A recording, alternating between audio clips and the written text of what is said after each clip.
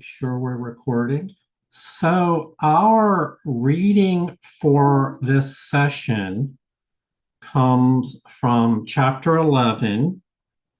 It's entitled, it's a very appropriate title, The Condition of Reality. We should maybe talk about that title at the conclusion, and because it'll be so obvious then why that title was used. So hello and welcome to Miracles on High Plains. My name is Jonica, and our reader for this session is Atisha B.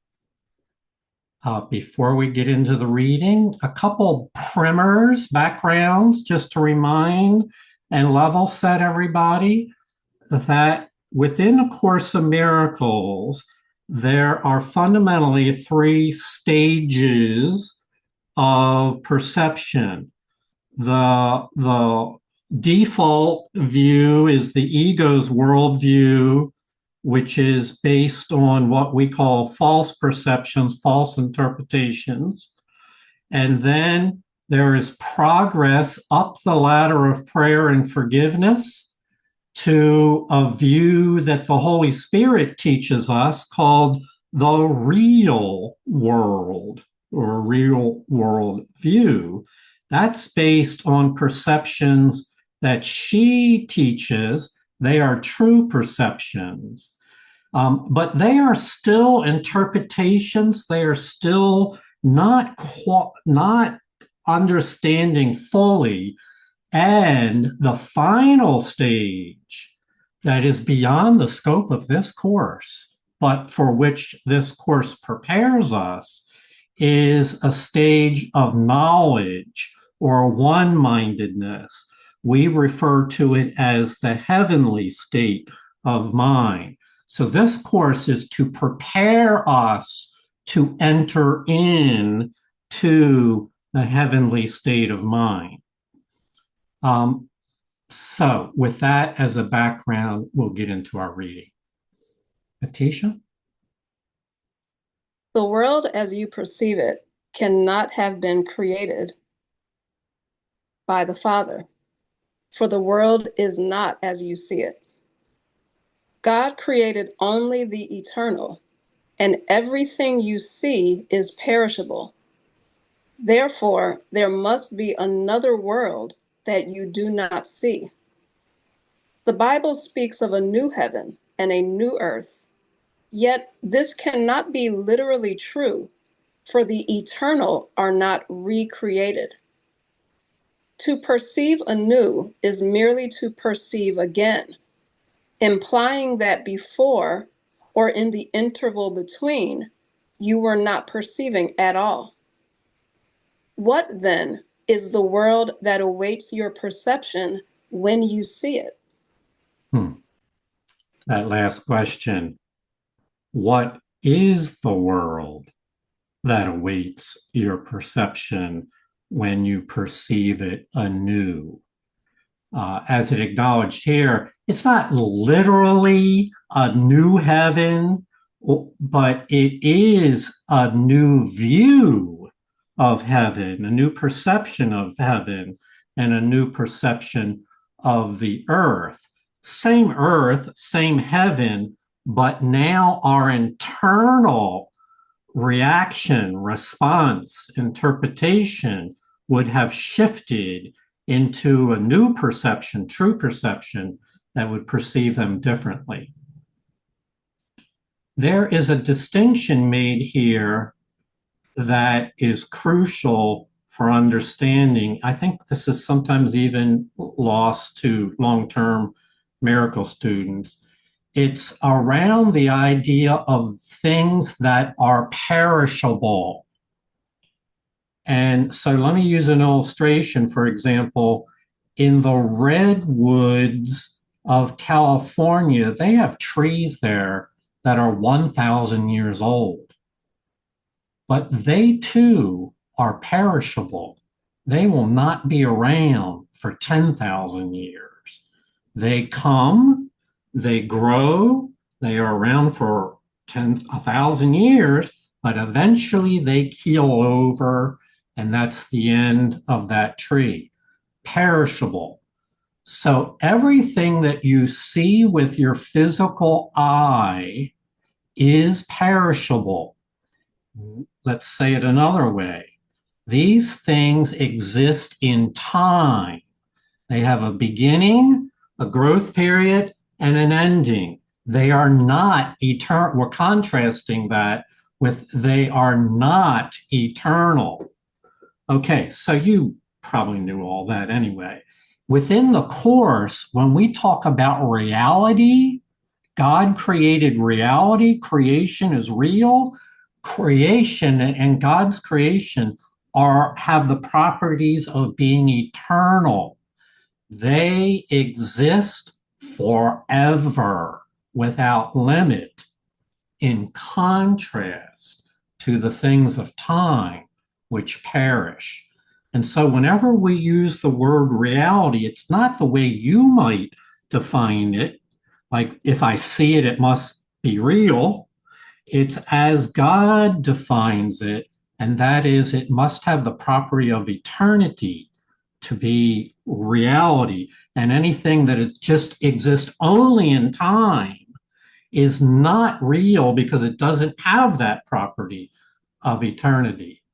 So all that leads us to where it starts.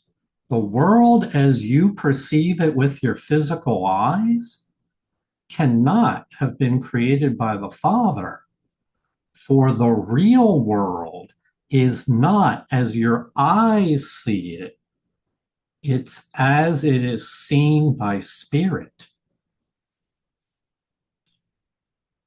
Okay, so this distinction that we're making, there's 4 paragraphs in this reading, in this session, and this is the basis for the first key distinction, is that which exists only in time and that which exists beyond time for eternity. And it'll become a little more clear how we apply that in just a moment. Heidi. So, what is eternal besides peace? So, God is eternal.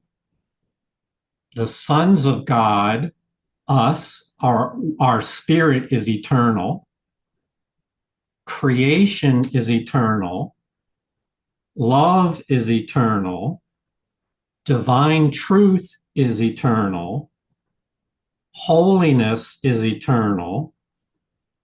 All things that we would in the course define as from heaven are eternal. And there's really 1,000 things unmentioned, Heidi, but heaven is rich and abundant with I don't want to use the word, be careful with my language here. Heaven has an abundance of beauty and truth and love and goodness, and all of it is eternal, meaning it's not like something that just exists for a short while and then rots away. It lasts forever. So and for our purposes, our spiritual being was created by the Creator and is eternal. And that winds up being the chief distinction between what we truly are and what the ego thinks of us as. Ego thinks of us as just flesh and blood lasting only for a short period of time. Thank you. Okay, so we are building to a big story here. Lynn, did you have a comment? I thought I saw you pressing the button. Okay, we'll go on. Every loving thought that the Son of God ever had is eternal. Oh, it just happened again, Heidi. So for those of you that are newer, we've see this happen dozens of times. Someone asks a question, and 95% of the time, the answer is in the very next paragraph, or at least within a few paragraphs. Heidi just asked, what is eternal? The first thing we read. Could you read it again, Atisha? Every loving thought that the Son of God ever had is eternal. The loving thoughts his mind perceives in this world are the world's only reality. They are still perceptions because he still believes that he is separate, yet they are eternal because they are loving. And being loving, they are like the Father, and therefore cannot die. The real world can actually be perceived. All that is necessary is a willingness to perceive nothing else. For if you perceive both good and evil, you are accepting both the false and the true and making no distinction between them. Mm-hmm. It's my view that the material we're reading in this session is fundamental, better term, foundational to A Course in Miracles. It creates and defines the foundation upon which other ideas are built. And so count yourself very fortunate to be participating in this, because the foundation is not a solid foundation is necessary to understand. So in terms of applying what we're reading about today, nothing could be more clear is that every loving thought you ever have lasts forever, is eternal. And if we can now expand that to every loving thought of any human being that has ever occurred within our world, that is the world's only reality. Because why? Because those loving thoughts last forever, and reality has the property that it lasts forever. And so all the loving thoughts of humanity constitute the sum of what we would call real in this world.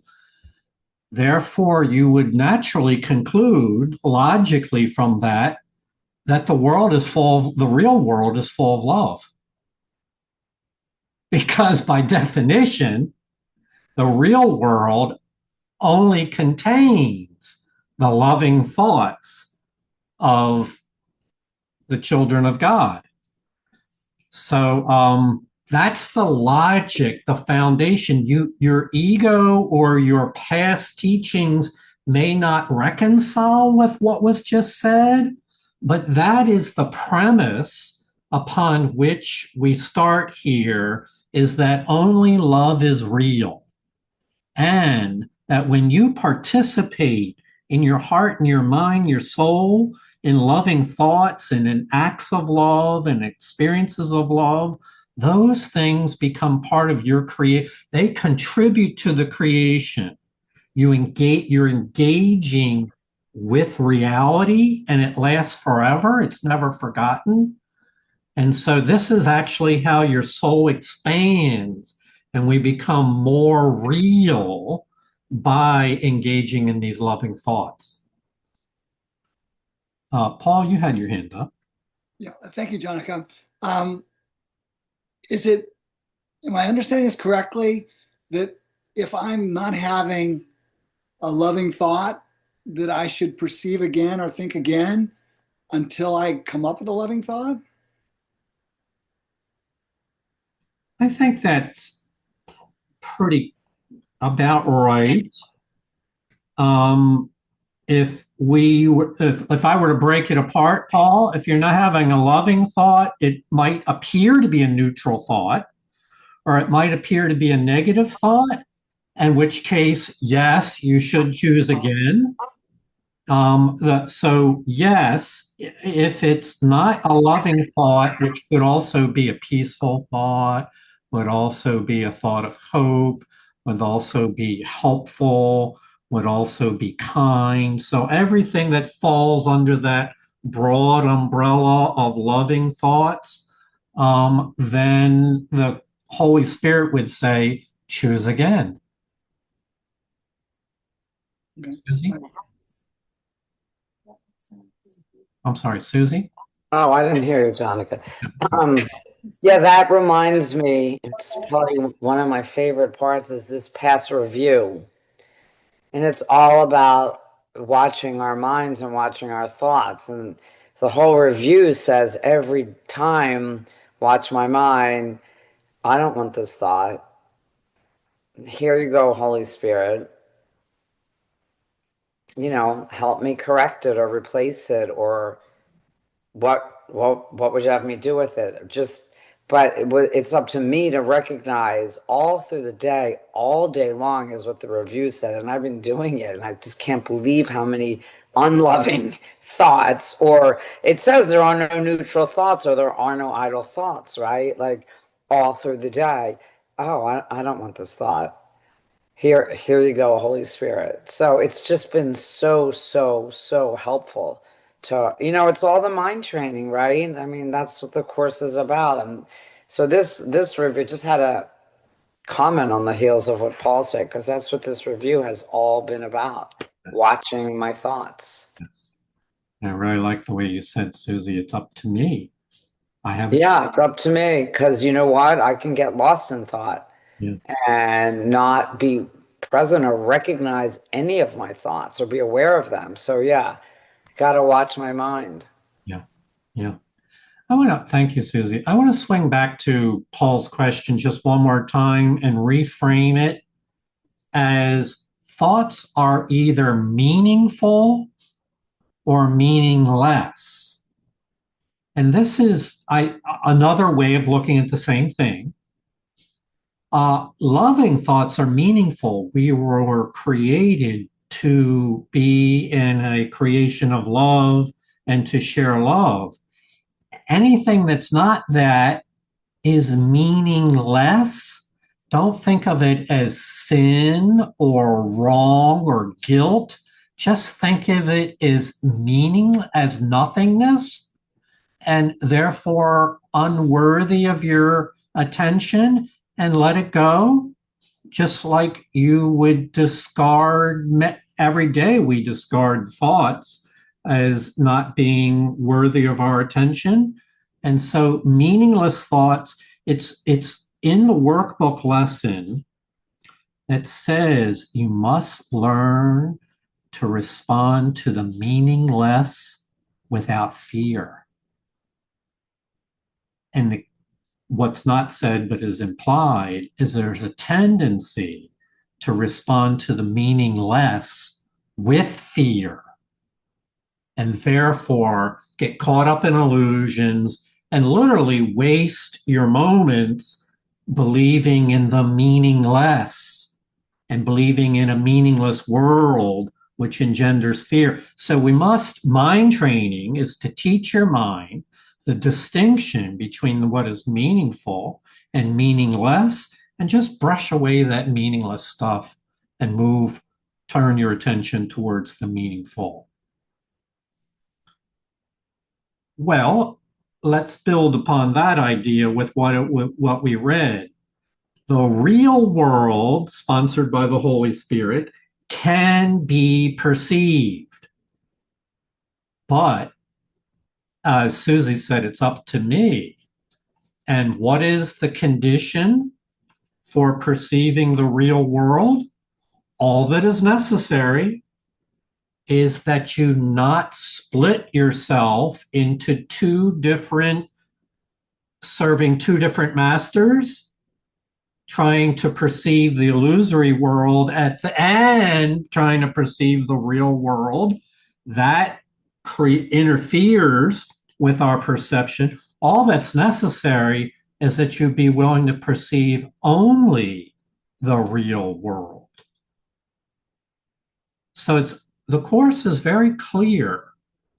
If you're willing to be committed to the real world, then you can perceive it. But before we reach that stage, let's talk practically what often happens, where we begin. If you perceive both good and evil, this is splitting the mind into two different thought systems. Then you accept into your mind both the false and the true and fail to make a distinction between them. Your mind will vacillate or oscillate between the truth and the false, and the truth and the false, and ultimately fail to distinguish the difference. And the Holy Spirit's primary function in this world is to help you learn to distinguish between what is true and what is false. Said another way, distinguish between what is meaningful and loving and what is meaningless and lacks love. So that ability, this entire program hinges around distinguishing between the light and the dark, the love and the fear. And you might say, oh, well, don't we already know how to do that? Well, it turns out when we examine what the ego has trained us to believe, we do not know how to make those distinctions on our own. We must learn them under holy guidance. So we'll go on. The ego may see some good, but never only good. That is why its perceptions are so variable. It does not reject goodness entirely, for that you could not accept. But it always adds something that is not real to the real, thus confusing illusion and reality. For perceptions cannot be partly true. If you believe in truth and illusion, you cannot tell which is true. To establish your personal autonomy, you tried to create unlike your father, believing that what you made is capable of being unlike him. Yet everything true is like him. Perceiving only the real world will lead you to the real heaven, because it will make you capable of understanding it. Mm-hmm. So it's a subtle point here, one that might be difficult to recognize in your own experience, but the ego in its thought system will permit you to recognize goodness. And then on top of that recognition, will then begin to what I would call build a story or create a narrative, which then starts to twist the initial recognition of goodness into a story you made up about it. And then it becomes delusional. It becomes a making of your own mind, story making. So it adds something that is not real to the real, thus adding illusions on top of reality. And you can see how if you were to believe in that, we would then be confused. So, and if you believe both truth and illusion, you cannot tell which is truth. This is the default state before we have guidance by the Holy Spirit, as we really can't distinguish between the eternal, meaningful, loving reality and that which we perceive with our eyes in time and which we are instructed by our ego. That's the prison cell from which we are looking to escape from believing and not being able to tell truth from illusions. And we said before that reality is eternal. Reality comes from the Creator and involves all of creation. Your spirit and everyone else's spirit are a vital part of all of creation. And so everything that is true is like the Creator. We inherit the attributes of the Creator when our spirit is brought into being, into eternal existence. So it too is eternal, true, loving, good, beautiful, etc. All right, so and now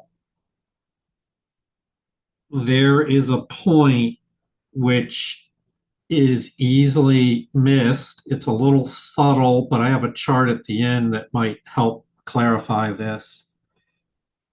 It says that by shifting from false perceptions into true perceptions, you can perceive only the real world. We've just read a moment ago, you can perceive it by perceiving nothing else but the real world. That allows you to perceive the real world. What will that do? It will lead you toward the real heaven because it will prepare your mind by making you capable of understanding the real heaven. So if we were to back up a little bit and say right now that I really don't understand what anything is for, and humbly speaking, we really don't understand the real heaven. We just have a word symbol that represents some vague notion of some higher estate, but we don't really fully understand it. In order to understand the real heaven, we must first perceive only the real world. Remember, you can't split your mind between two and perceive the real world. You have to be willing to perceive only the real world.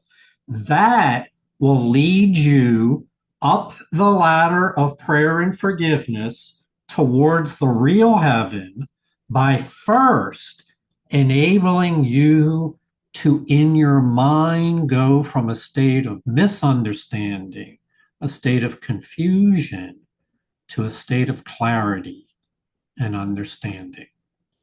And that means that you can relax and accept the idea of heaven into your mind without being overwhelmed by it and not being resistant to it. And then the Course teaches there's a very natural progression. Once you understand something, you can then come to appreciate its value. And appreciating your value, you come to like it or to love it. And by loving it, you identify yourself with it. You find your identity to be your higher self-identity, to be with that which heaven offers. And so understanding is the beginning, is the threshold that we must cross over in order to then enter into the knowledge of heaven, which comes later, but it begins with understanding. So we have a very obvious progression here. Let's go back just a minute here. It says, in order to perceive the real world, all you have to do is be willing to perceive nothing else. And then once we have perceived the real world, we're on our way towards real heaven, and we cross into the phase of being capable of understanding the real heaven.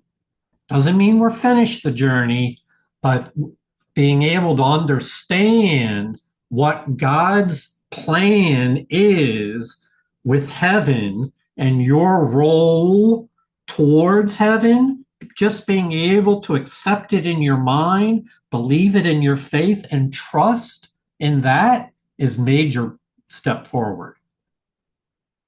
Atisha?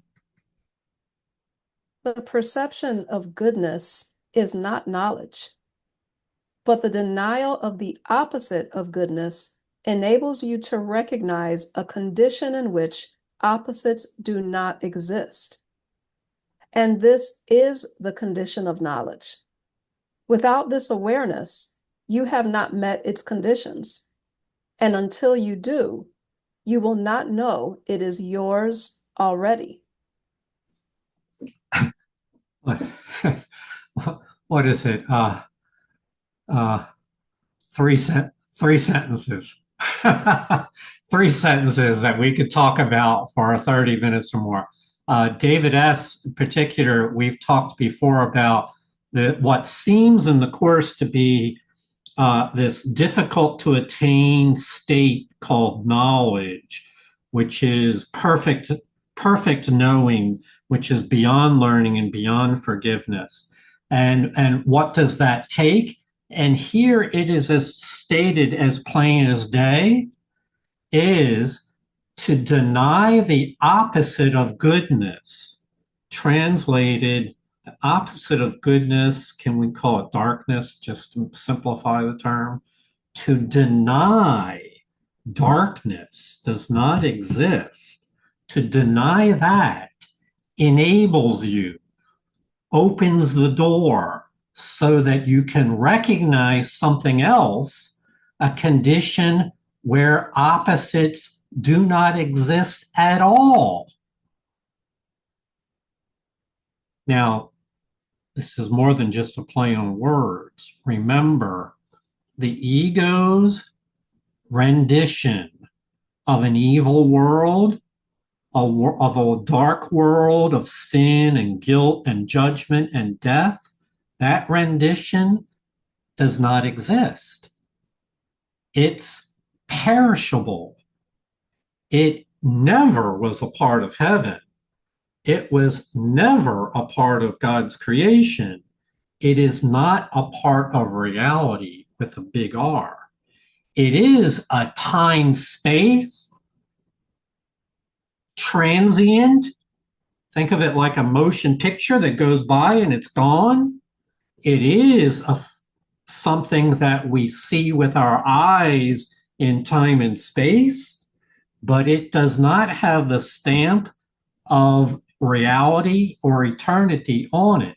And so, recognizing a condition in which opposite does not exist is another way of saying believing in only that which the Creator created, believing in and recognizing only that which is real. This is the condition for knowledge. Having said that, within A Course in Miracles, that attainment of that state of knowledge is beyond the scope of this course. This course is intended to teach us forgiveness and healing and attain inner peace, which brings us to the threshold so that this higher estate can be attained. The Course does not teach you how to attain knowledge, for that cannot be taught.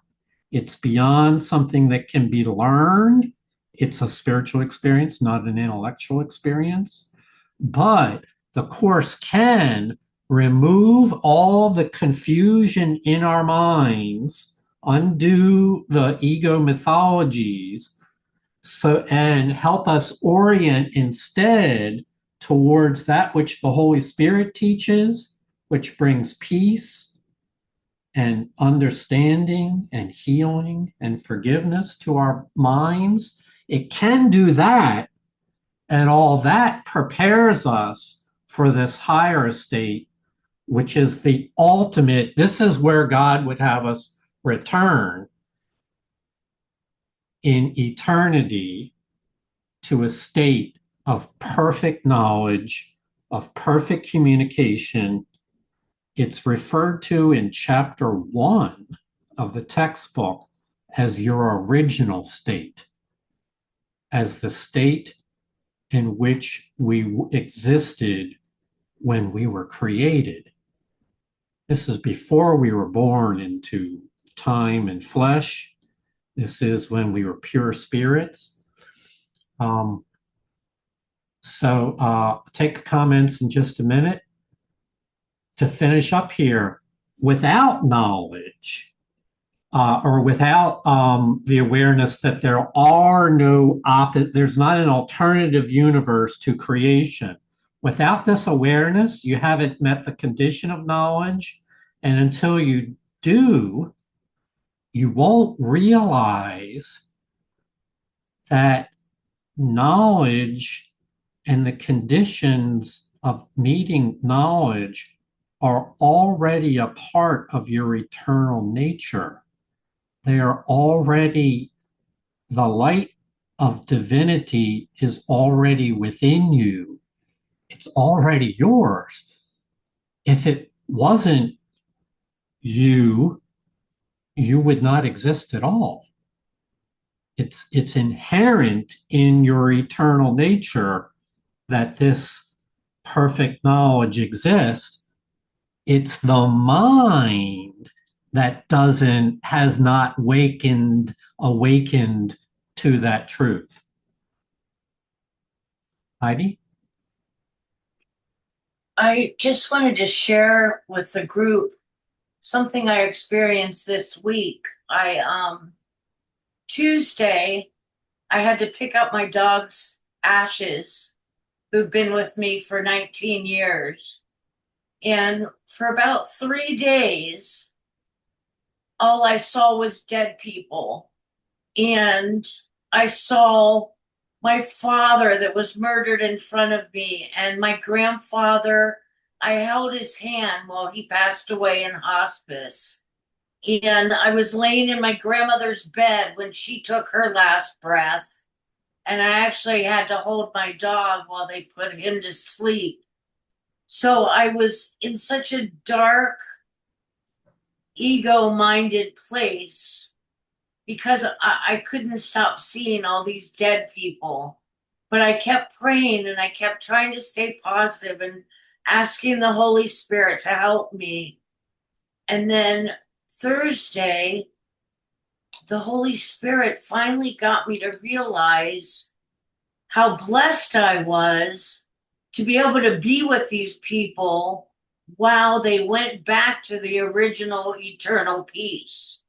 That not everybody can be there while they take their last breath as a body and go on to eternity. And that was really special. So it kind of has to do with this last stuff that we were reading, how I was able to process it. It was really cool. Thank you. Heidi, thank you for sharing that. You brought us all into that space where we were right there with you, understanding to some extent what you were going through. That's a real gift. Thank you for sharing it.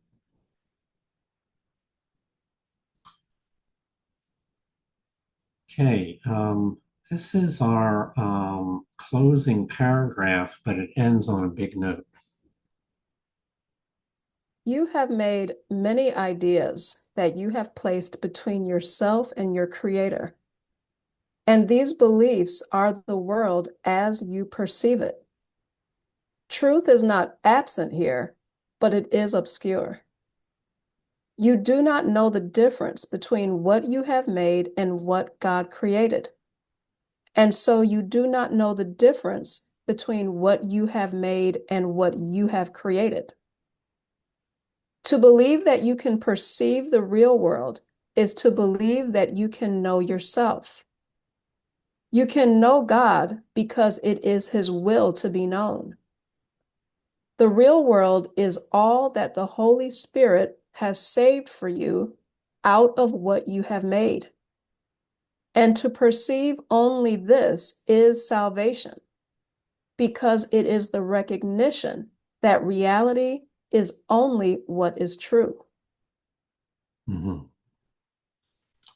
So we're going to go over this slowly here. One, many ideas that you've placed between yourself and your creator. You know, modern neuroscientists estimate that we have about 50,000 thoughts a day.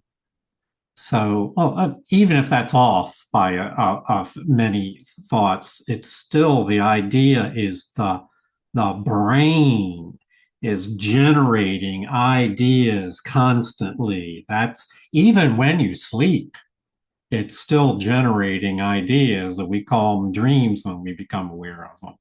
So all these ideas, and as we know, many of them are not loving thoughts, kind, peaceful. And so many ideas that and when we believe in those ideas and want them to be meaningful, when we get confused and try to make those illusions real to ourselves, then we place them between ourselves and our creator, and that becomes the world of illusions as we perceive it. The truth isn't gone, but to our interpretation, our thoughts, the truth becomes obscure. And so that's the issue to which this program is trying to address. And we refer to it as a confusion, a failure to distinguish the difference between the thoughts that we make up and generate based on our own confusion and what really is true, the things that the Creator has created. And as a result of failing to distinguish between what the Creator made and our own thoughts, this has a ripple effect, is we can't even, when we have our own loving thoughts, we can't distinguish clearly between our own loving thoughts and our illusory thoughts. So this is confusion. This is not the level of understanding that we referred to a moment ago. This is a level of confusion. And so what does that do to the mind that can't make these distinctions between love and fear, between the meaningful and the meaningless? It means we can't even know our own nature, our own self. Lynn, it means we all fabricate a persona or a false self system, and we think that false self is who we are. And when it's just a fabrication of our own little mind, no two people have the same persona. I mean, it's so crazy. It's obviously not what God created. So that's what we would call the problem that has an easy solution. Holy Spirit's here to help. And the truth is that we can know ourselves and we can know God. Why? Because it's his plan that it would be that way. It's his intention that we should be in a relationship not only with the Creator, but with all of creation, that we should understand it, appreciate it, identify with it, and love it. That's a loving plan. It's a good thing. But we're going to need a little help to get back to return to love's awareness. We're going to need a little help. And so until then, whenever you and I do have a kind thought, a thought of healing, a thought of peace, of truth, of goodness, of love, anytime we do that, the Holy Spirit recognizes it and saves it for us. She is your guarantor that nothing good is ever lost to you.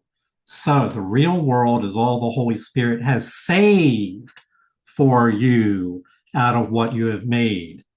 And to believe only in that world of love and kindness and goodness and peace, that's what we will refer to as salvation. Remember, again, we go back to what we said. You can perceive the real world, but only if that's the only thing that you perceive. You can't perceive it clearly if we do as the ego would have us do, is split ourselves into two different thought systems.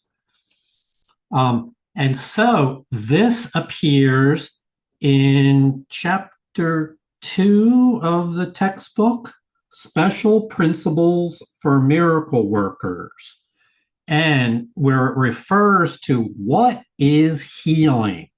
Simple question. What does it mean to heal? It means to make a clear distinction between what was created and is holy and is good, and what was made, which is fictitious, false. All forms of correction rest on this fundamental correction in level perception between that which has the properties of lasting forever and that which is really meaningless. It's just a transient time.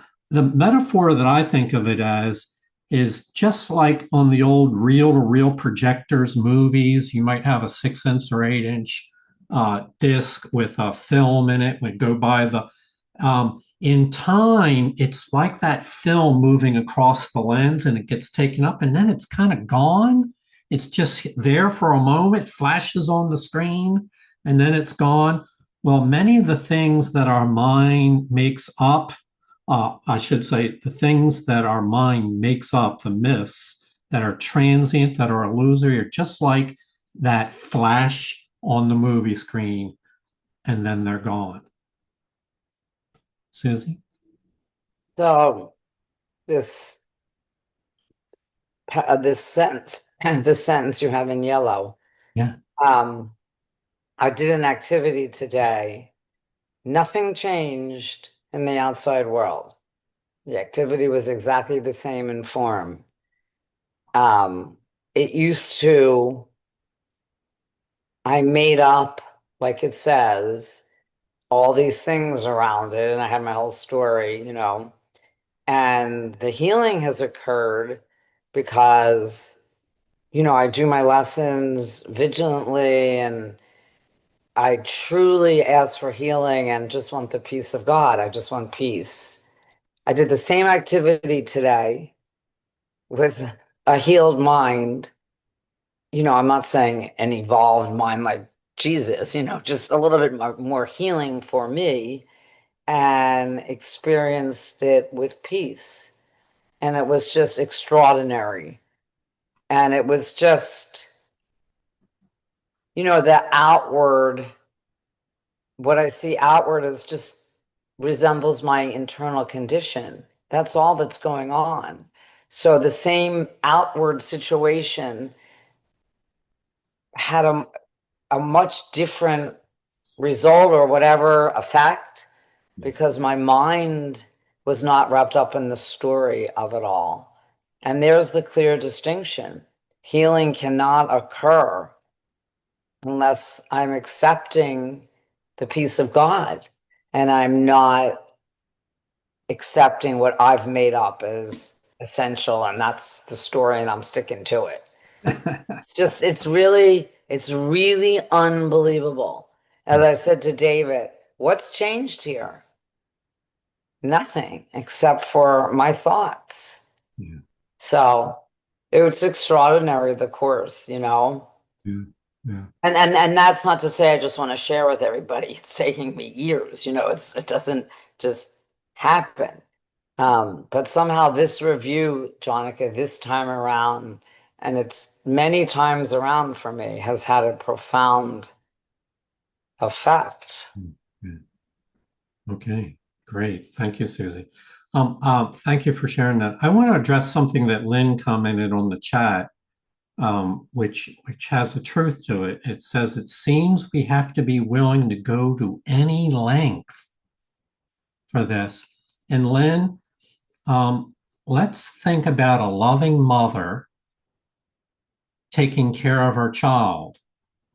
To what length will she go to see to it that that child is safe? And you say, well, she's 80% committed. Well, that wouldn't be truly loving. She's 100% committed. It's the nature of love is to be unconditionally loving.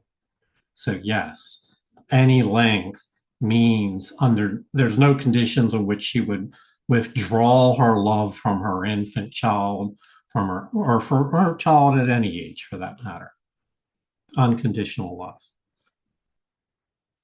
So let's just real quick look again at what we were talking about, that there are these three states within the course: the original state, which is the heavenly state, which is not like what we typically do in time and space, where we try to cobble together an interpretation and deal with guilt and forgiveness.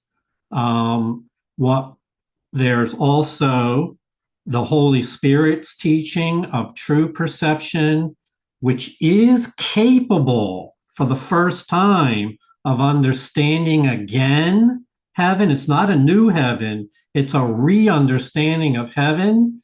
It's what we call perceiving the real world, or the world in terms of forgiveness. And of course, there's the ego state, which is the denial of heaven, where truth is not gone, but it is obscure. And so the truth is that every loving thought the Son of God ever has had is eternal, and that these loving thoughts that you and I perceive in this world, those are the world's reality, for only love is real. So that's as far as we're going to go with this reading, but that feels like we traveled from earth all the way to heaven and back.